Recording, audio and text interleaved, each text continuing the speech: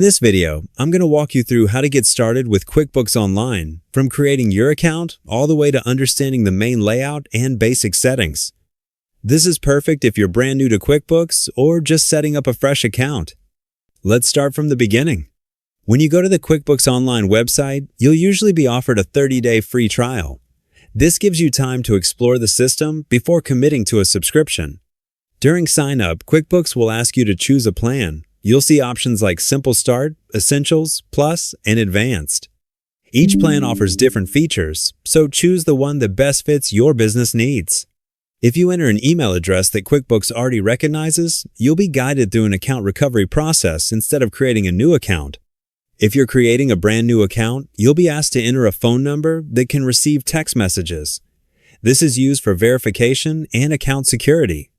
Once your account is created, QuickBooks will walk you through some initial setup questions. These help customize the system based on your business type, industry, and basic preferences. Take your time here. This setup affects how your account is structured. After completing the setup, you'll land on the main dashboard. On the left side of the screen, you'll see the left navigation bar. This is where you'll access everything in QuickBooks, including transactions, reports, customers, vendors, and more. You'll also notice a Create icon, usually represented by a plus sign.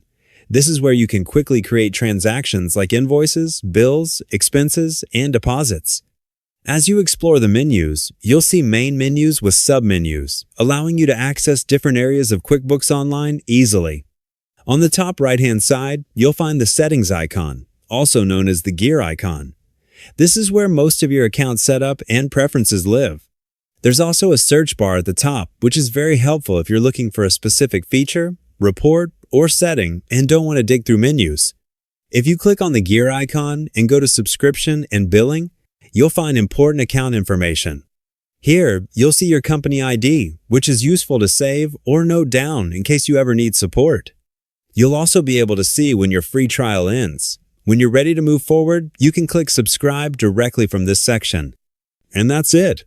You've now set up your QuickBooks Online account, understand the basic layout, and know where to find the most important tools to get started.